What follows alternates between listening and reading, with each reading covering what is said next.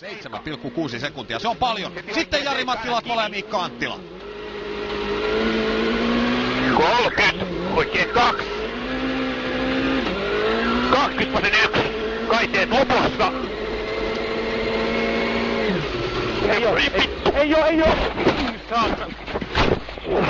Sori, se oli mummoka. Sori. Koetaan tästä jatkaa.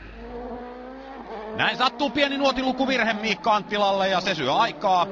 Latvala ajaa ulos ja voittotaistelu on tietysti sitä myöten ohi. Auto kärsii vaurioita.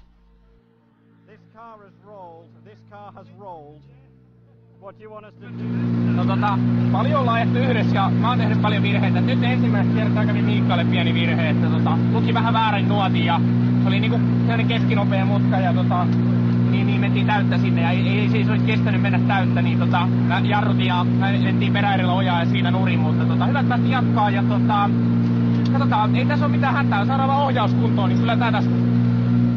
Valitettavasti sitä ohjausta ei saada kuntoon, vaan Latvala joutuu jättämään homman kesken.